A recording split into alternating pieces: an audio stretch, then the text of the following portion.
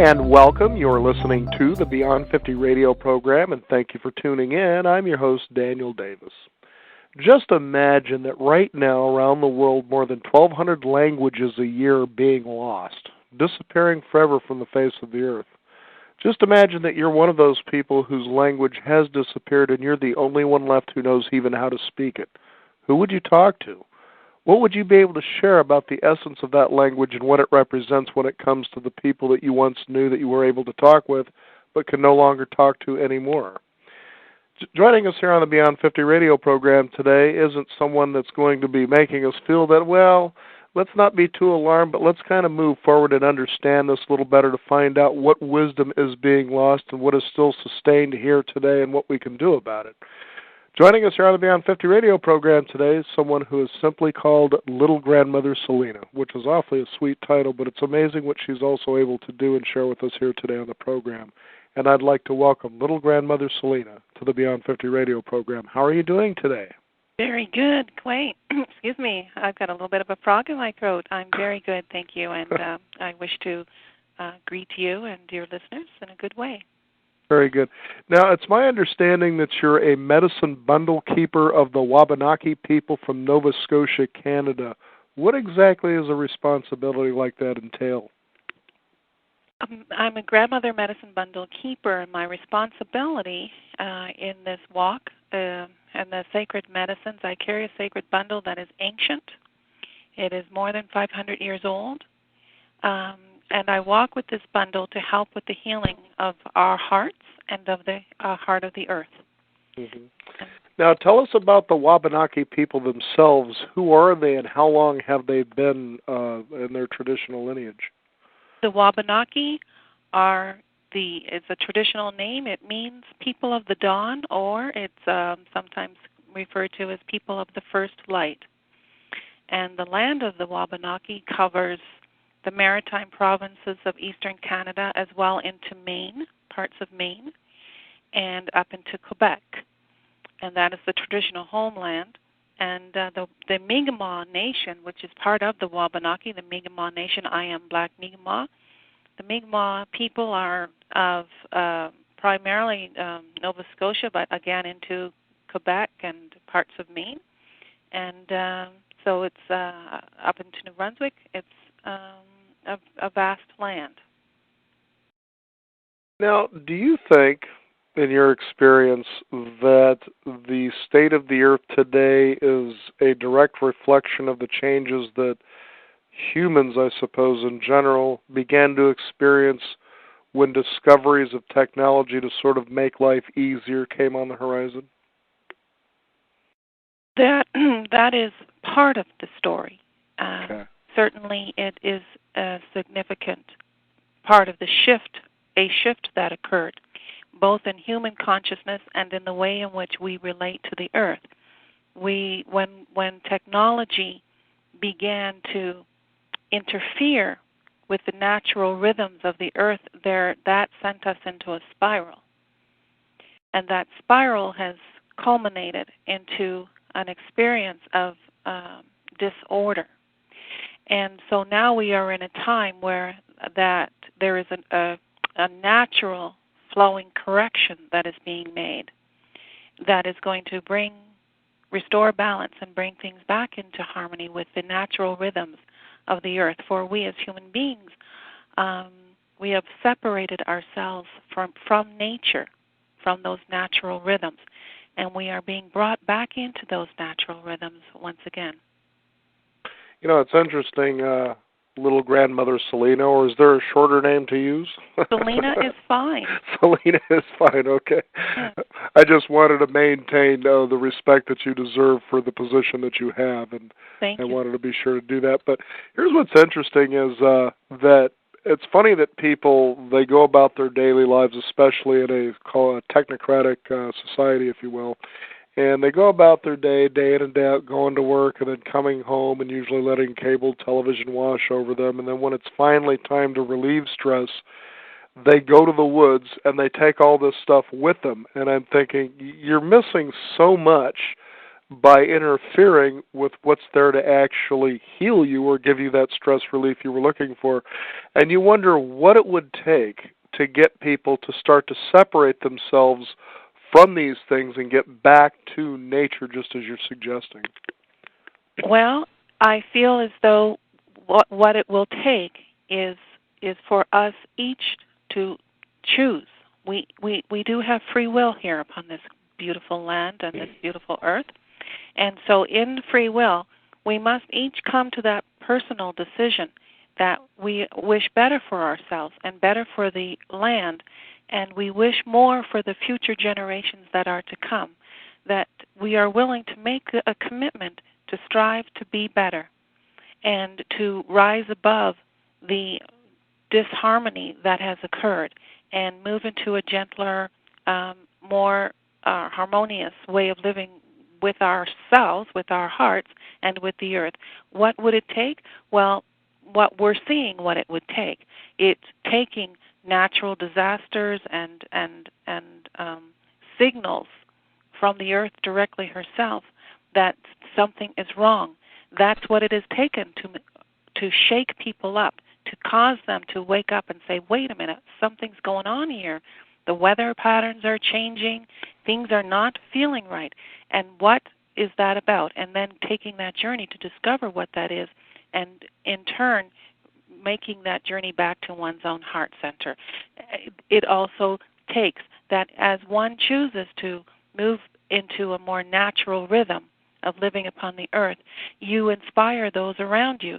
You, not even by speaking words necessarily, simply by the earth walk that you are on, you inspire those around you.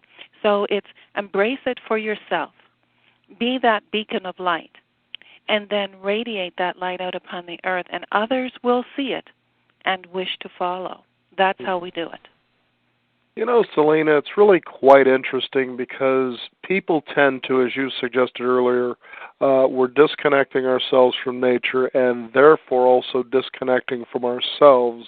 Yeah. And there is just an array, it's a huge industry of people out there promising through books, CDs, television programs, everything about how to reconnect with that back. And these are simply people that gain some insights about how they reconnected, and hopefully we'll be able to pass that on to others. Yeah. But in the way that I hear you speaking, there is a natural way where you don't really need all that, but it's about your own way. Absolutely. I feel as though certainly we can use tools, and whether they come through books or the messages of others, that is a way. It is not the only way, however. We have the knowledge that we seek within. We simply need to, I am a firm believer in one practicing going within and entering into the silence, that still place within our heart where universal wisdom abides, where we can know what is truth and what is our truth. And in fact, we are indeed being called upon to do just that, to sit quietly, enter into that inner space of quiet and silence and connect with the earth. Just visualize connecting with the heart center or the cosmic center of the earth. Visualize becoming one with the universe, and it will be so. And as you practice that, you develop that ability, and it becomes more natural to you. For it is not something that we need to learn. It is something we simply need to remember. The body already knows how to do it. We simply need to remember it. And the way that we do that is to practice that daily, and it will come. That flow, that natural rhythm will return. And it's really interesting, too, that in the last few years that we've been doing our program here, the Beyond 50 radio program, is that it seems to me that I'm hearing that more and more and more, and not just in certain little communities. You know, some people say, well, that sounds like that spiritual stuff, or that sounds like that woo-woo stuff, and it's like, well, no, actually, if you listen to everything we've done, we've been very mainstream, even with the guests who are all saying the same thing. And one of the most consistent messages is it's almost as though the phoenix is rising, if you will. Yes. But there is a tremendous transformation occurring that we anticipate will really meet its apex, if you will, within the next couple of years. Is that sort of the vision that you feel as well? Absolutely. There is a momentum building. It's very powerful. There is a movement for change, for human consciousness or human awareness, if you will, upon the earth has come to a place where we are ready for such a change to occur. And the change is to bring us back into the natural rhythm of creation, back into the natural rhythm of this universe, this solar system that we live in, for that we are a part of nature. We are not separate from it. Even though we have been in disconnect for a long time now, we are now being reconnected back to the natural rhythms of nature as it is meant to be. For our bodies are come from nature. They are the same material that the earth is made from. Our bodies follow that natural rhythm. And we are of spirit. We are of the divine. We have come here in this realm to live as human beings and divine beings as one, in one. So we are returning to that awareness and the way of living in that way. Yes, in that way. I know that as my own children were growing up, I used to always pose the question to them, have you discovered the special reason that you were put here, that you're here for? And I'd ask it over, and it would be so cute, some of the answers that I would hear. But as they were growing older, they didn't answer that question too much anymore, and maybe it was because they were starting to get it that, well, I can go ahead and give all these answers, but really I've got to kind of figure that out for myself. Some people can spend a lifetime and never, ever know what that is.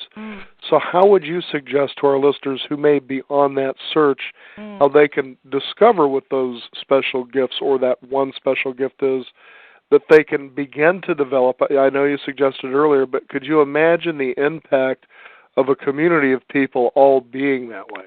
Absolutely. And you mentioned community, which is very important for we are building community again. I think we got away from that as well, this sense of community, during that sort of me generation. Now we are coming together as community to build a better tomorrow. I think in answer to your question, one of the ways that an individual can find what their gifts are, for in a traditional way we are taught that we come into the world with two things. We come into the world with gifts, and we come into the world with a purpose. And our journey, if you will, is to discover what those gifts are that we walk with and what our purpose is.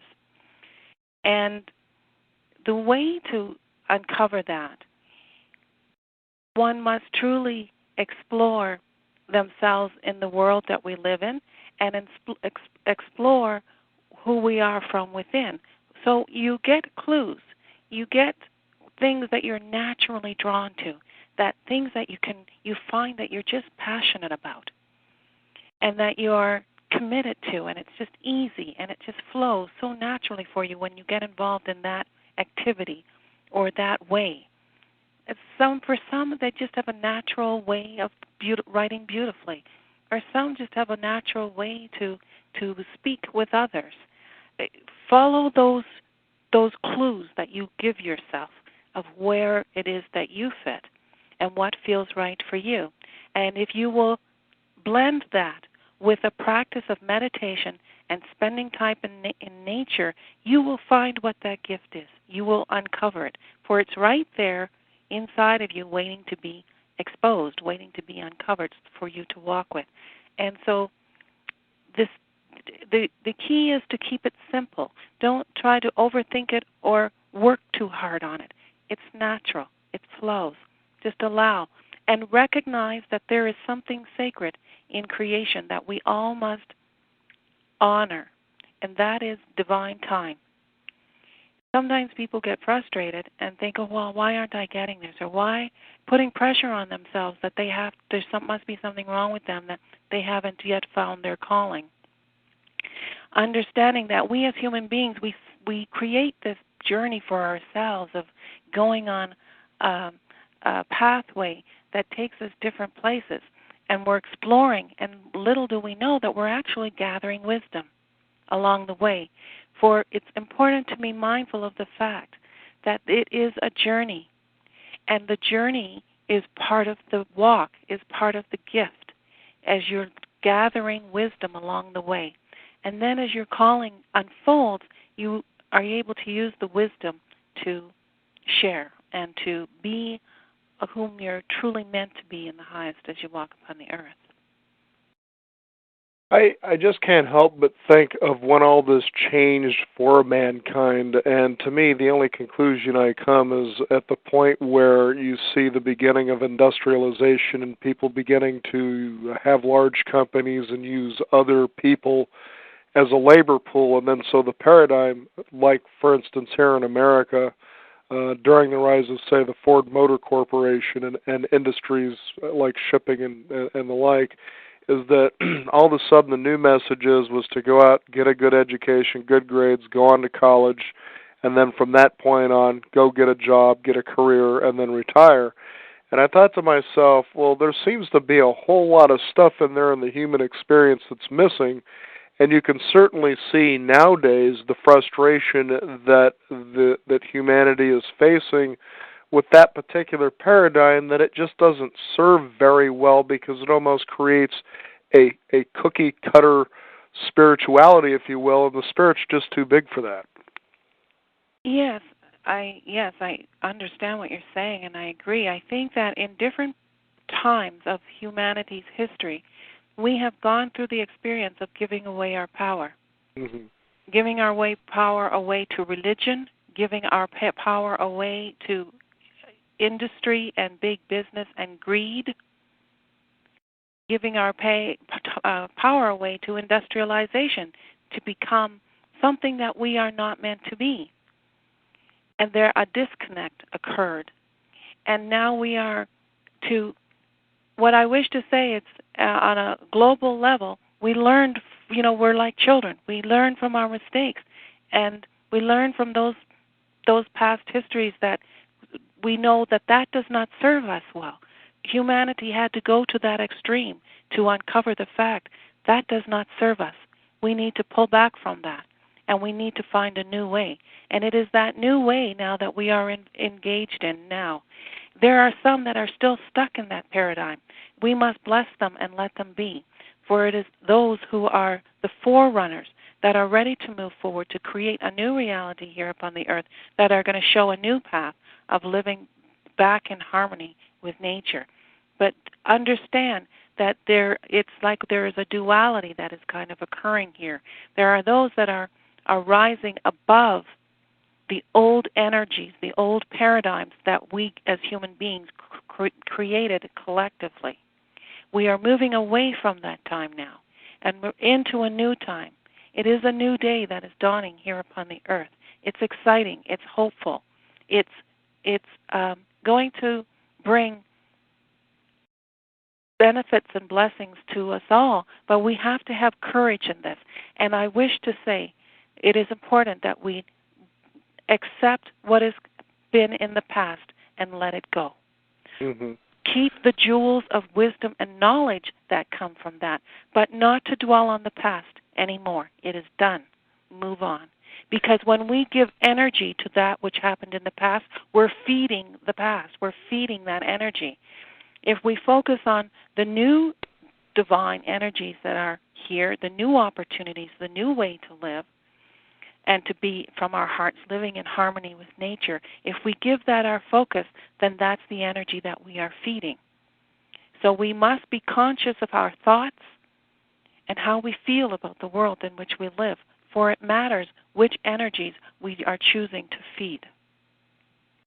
Little Grandmother Selina, if I may, to our listeners, address exactly what you just said, and the way that I was suggesting earlier is that we have had many types of people on our program that all have consistently supported exactly what you said, up to and including physicists who have said exactly more or less the same thing you just said about how people are tending to live in the past, yes, giving it energy and life, and therefore, through their own power of focus and intention, create that same reality and look outside of themselves to affirm that this reality is true.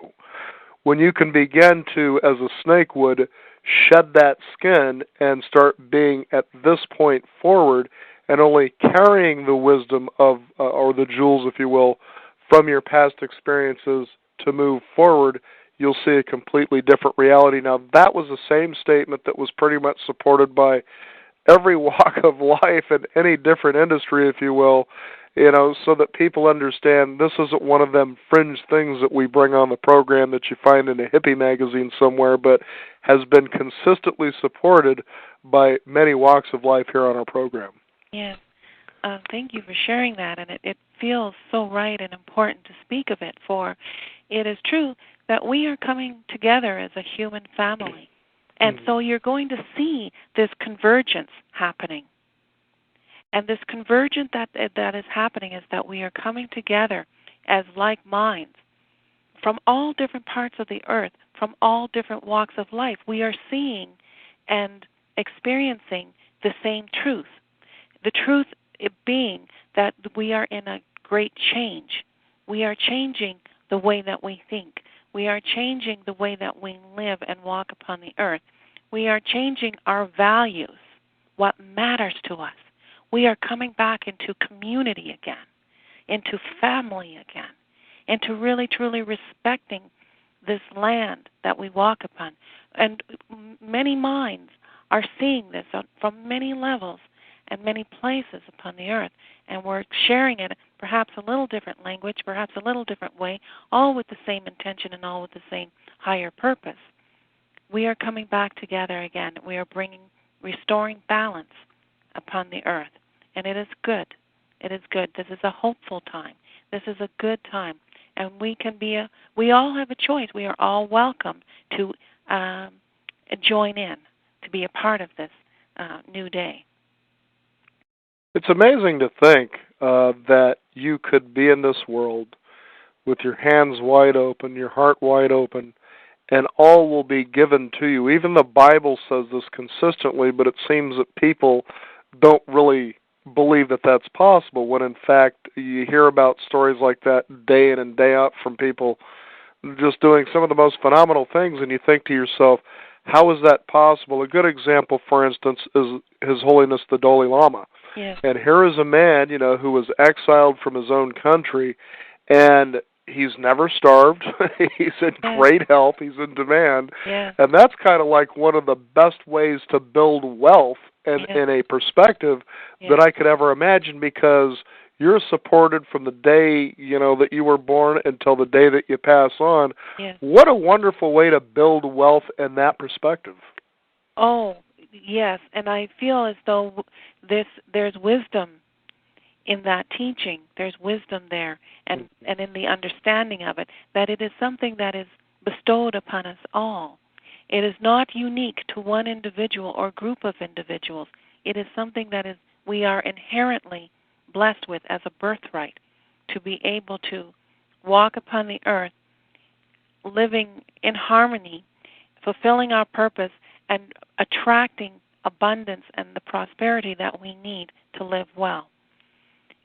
We are moving away from this mindset of impoverishment. We are done with that now. We are moving away from it. And as I spoke earlier, we are seeing the extremes of that, where there are those that are still existing in that paradigm. But there is a new paradigm being created, and we're seeing evidence of those who are walking upon the earth who are living in that paradigm, reflecting it and inspiring others with it, that we can attract prosperity, abundance, a good life, and loving and supportive people to be around us. We have that knowledge and that wisdom from within to bring it out and to walk it, and it is how we are meant to be. It takes courage. It takes courage to walk that way. It takes discipline. It takes love without condition. That's a big one, because for too long now, human beings have been taught to live love with condition, even from our loved ones who do love us, but they're they're just reflecting what they were taught. Right. And so now we bless them, we honor them for the teaching, and we move on to a new day. But if we live with discipline and with love without condition, with courage, we will. This is a beautiful place to live. This is a beautiful world. There is much beauty here, and we can be a part of that if we choose that, and we are willing to follow a few simple steps to help us get there. Now, as your role as Earth Keeper and Sacred Bundle Keeper, yes, what are your responsibilities for being in that role? I am a healer teacher. I am one who heals. That which I bring is the ability to connect to the divine light in a sacred way and in a very powerful way, and radiate that light to bring healing upon the earth and to bring healing for those who come for help. And Earth Keeper, I carry the wisdom teachings of the ancient ones. You know, there are many, many realms to this great creation. And to put it in a perhaps a more practical way, you know, scientists talk about how we use only 2/10 of our brain. And they've been scratching their heads for a long time figuring out what's going on with the other, or 2/10 of our DNA. What happened to the other 8/10? Why, and some will call that dead or dormant DNA. That DNA is being reactivated. And so too is the energies of the earth being reactivated as it is happening with us. So my role is to help with the reactivation of DNA energies that have been dormant, that kind of fell asleep. And I'm talking for long periods of time in Earth's history, in human history. So it is a very exciting time. There are specific codes that exist in creation in a scientific way. There is a science to the universe. It is not something that is done by chance. This universe there is a divine plan behind it. And in that divine plan, there are specific codes of wisdom, codes of knowledge, codes of conduct that we have the ability through our good mind to tap into and understand and to live. My task has been to enter into the silence, which I did for 7 years. I went into spiritual isolation for 7 years to understand how to tap into that knowledge and bring it out within me, and how to support others who are ready and willing to do the same. So I tap into that infinite wisdom, infinite knowledge, and to bring it out to help with the healing upon the earth. And I support and assist those who are ready and willing to do the same, because I had to have a teacher. I had someone help me along the way until I understood how to do this for myself. And then I went to continue the journey for myself. And that's why we sometimes need teachers and healers to help us. They help us to uncover the tools that we need to manifest our greatness here on earth until we're ready to do so for ourselves. Well said. Now, I understand that you're part of what is known as the Ringing Rocks Foundation. Why don't you tell us about that and how people can find out more about it? Ringing Rocks Foundation is an organization that they have graciously invited me to come as a guest speaker and presenter here in Sedona, Arizona, where they're located. And their task is to support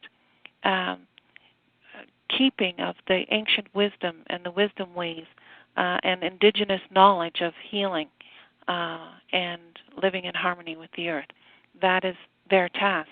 And so they bring in wisdom keepers and shamans, healers, traditional healers from all over the world, from Tibet, from Peru, from Africa, Australia. They bring peoples who carry the knowledge, who carry the wisdom, ancient wisdom, and they bring them here so that they can share with people, and that knowledge and that wisdom can get out across the land and across the earth. Ringingrocks.org is their website, if it's okay for me to share that. Absolutely. Yes, they're ringingrocks.org, and they're just a wonderful, committed group of people who are, as I said, located here in Sedona, and they have affiliations worldwide. But I've been invited to come as a wisdom keeper and guest speaker in support of the work that they bring. I'm curious what you were doing before you are doing what you're doing now, and where was that change or that shift that moved you into the direction that you are where you are now? That is an excellent question. For my journey has been an interesting one, as many of us can say that. We all have our story. Mm-hmm. For me, I was living in what one would consider corporate America. I was an account executive living in Ontario, Canada. I worked for a film and video company. I was their account executive. I went out and knocked on corporate doors trying to get their corporate business. And I was very good at what I did. I was so good at it that my heart wasn't in it. Sure. Remember, I talked about finding your passion. It was okay for a time, but I became disillusioned with it as my sacred awareness started to come into play. I found that role wasn't satisfying for me anymore, and so it started to wane for me as I began to uncover my true calling. But I was for a time, it served me, and I blessed that and moved on. And knowing that there are many who do that work, and the new earth needs people who are gifted in sales and marketing. Right. We need people in all walks of life doing their thing, but doing it in harmony with the earth. And that might sound like a tall order, but it's not. The divine helps us there. Mm-hmm. So I didn't walk away from that world because because it's not good work that's needed. It was because I had a higher calling for me. That was for me. That this work that I do as a healer and wisdom keeper. And so I just found another path that I was to walk upon and made that decision. And it wasn't willingly, I might add. I was scared to make that leap. It was a big leap for me. Quantum leaps can be. Absolutely. I mean, I was living a rather comfortable life, doing my thing. I had to, get the new leased car every few years, living, just living my life and living all the trappings of the modern world that we all know. Mm-hmm. And yet I felt a pull that there was something else for me to do.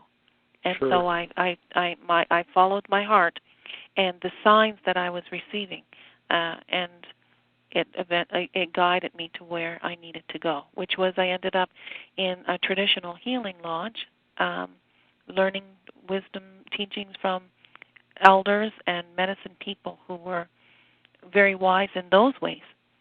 And then I left there. I was guided to move on from there after 5 years. And then that's when I entered into the silence. And I would be there for 7 years. And I emerged in December 2003. Little grandmother Selina, one thing that it just came to light as you were talking, is you talk about that your former life was in working, the corporate lifestyle. And what I think about corporations is that they have gotten a raw deal as far as the images they have. And here's what I mean by this simply. Corporations around the world, from my experience, have churned out more spiritual people than I think all of the churches almost combined have. So you've got to applaud them for doing a good job for that. I understand what you're saying. Yeah. Just an interesting way to look at things. Well, it reflects a way to be a free spirit. Sure. I think that what has happened with many of the world's religions is that there's a confinement that is expected. You confine yourself to that one way and do not open to the possibility of enjoying and honoring other paths. Mm-hmm. And that's a limitation that is choking the earth and choking human growth. And it's time for that to be released. And you wonder if sometimes whether or not the Middle East will ever get this. And it's not just isolated to that area, but it seems to be the most prevalent news item this day and age. And people are scratching their heads. This can't all be about religion. Well, there's more to it than that, but that seems to be a basis for their conflict about who deserves to be God's child. And it seems kind of silly, maybe not to them, of course, because as you said, that's what they believe, but as you look around and begin to honor the way other people's paths take them to where they take them, it's quite fascinating to realize just the wonderful diversity that we have here on this planet. Absolutely, and I in speaking of the Middle East, what I'd like to say is that there is an example, a prime teaching, if you will, about what happens to a people who are stuck in their past and cannot learn from the wisdom of it and rise above it and move on. That they're stuck in, this has been going on for so long, this history. They're stuck in their history, and that history is immersed in fear. One of the things that we are being called upon now as human beings to do is to release our fear. If you can release the fear, and fear of there not being enough, there is more than plenty. The fear that I'm more than you, I'm better than you, my way is the better way. The fear that your way is going to take over. We're releasing those fears and truly embrace what is love without condition. Then we will see an incredible resurgence of community and nation to nation coming together and sitting in talks and bringing about the change that they seek and to bring right relationship. It will take time. It is a new way, but it must come. It must. We cannot simply continue to live with the expectation of war. Remember I spoke about feeding on those negative energies, feeding that, moving away from that, and instead feeding hope and a new earth and a new way of living upon the earth. This is what we must feed. This is our responsibility, each one of us from our hearts, and we can bring this about. And indeed, allow that there are many who are stuck in that old paradigm. We send them love, but we remain looking forward to the new day, which is a day of peace. Peace will return to our hearts, and that's how peace is going to come back to the earth. It's through our hearts, one heart at a time. It seems difficult for people to even fathom what it's like to live through their heart rather than in their head. Why do you think that is? And then obviously you found a way by becoming silent for 7 years, and you hear stories from others like that, or there's a way they found that unlocked and opened it up. Yes. Why is it so difficult for us to do that? Why have we lost the trust in living that way, which to me, if you're living in your heart, would literally mean fearless living? Yes, absolutely. You're absolutely right. I concur. Why, you ask, why have we so much difficulty? There's as in most things, there that is manyfold the response. But in part, what I will say, we've been trained to be that way. Mm-hmm. We've been trained over a long history of humanity's time. We've been taught fear. We've been taught to not live from our heart, and taught to live from our head. Why? Because it's a better it's better for those who are holding power to control you that way. Ah. For if you're living from your heart, then you're, as you say, not carrying fear. So you won't. They'll choose something for you, and your heart will say, "No, that is not right. That does not serve me or the greater good. I will not live that way." But if you're living from your head, you will accept. You will accept in that linear type thinking. So that is how that happened, and it didn't happen overnight. Mm-hmm. This is indoctrination. This is training human beings to live in a different way than the way that is natural to our bodies, minds, and spirit. So it took a long time, but it occurred, and it occurred slowly, took hold over the earth. And now we are releasing that. We are releasing that so that we are becoming powerful from within instead of taking on or accepting the power of others, which became corrupted power. We are now reclaiming our power from within. We don't need to take on the power of others. That might not serve us or be in our highest and greatest good. We can now reclaim the power from within. And the way that we do that, again, is we enter into the silence daily. If you just do that 20 minutes each day, you will see a shift. If you'll do that 20 minutes a day, simply centering on that inner place of light from within your heart, that light that is everlasting. Some know that light as higher self. Some know that light as the divine. Some know that light as God. Some know that light as all that is. Whatever the way that feels resonates with your heart, connect with that light and ask that light be expanded within you. Because as you expand in that light, fear melts away, because that fear cannot exist in that light. After all, fear is an illusion. It is. That we created. Although a powerful one. Very powerful, and that we created, by the way. Mm-hmm. And now we've seen that is not the way we choose.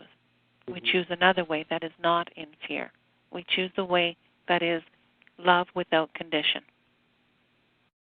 And so that is, so when you ask the question why, it is in our history. We gave away our power to machines and those who would corrupt us. And now we are, and to a way that did not serve the greater good. You know, in the native teachings and the indigenous teachings here of North America, Turtle Island, which is the original name, the elders teach that the old people, the ancestors, they had certain ways to live upon the earth that were very wise. There was a lot of wisdom in that. And one of the wise ways was that when they were choosing a path, choosing a way, choosing something new for their tribe or nation, they would sit in council and they would ask the question, how will this affect what this I do today? How will it affect 7 generations from now? And they would peer into the divine, to the future, to see if that's going to have a harmful impact or if it will be in harmony. And if it seemed to be negative, they would not just follow that path. And that got lost, that got forgotten. And so it became all about simply being what's going to be most profitable for today, what's going to make the biggest buck for today, not thinking about what impact will that have. That's a long time, 7 generations from now. Yes, it is. 7 generations. A truly sustainable practice should go at least that long minimum. Absolutely. And we have the wisdom from within to understand that and to honor it. We still carry it. We haven't forgotten. We simply need to remember and bring that back out. So we let go of our fear. We go and stand by the seashore or stand under a tree. nature is a natural healer. Bring nature into your life. Step onto the earth in your bare feet. Let the earth help you. It's a natural healer. It's a balm. And that's why, we humans, we seem to love to pick up rocks, and we love to, carry home seashells from the seashore when we walk. And we know this in our DNA, that this is healing, that this carries a connection that is good, that is sacred, and that is in harmony with who we truly, truly are.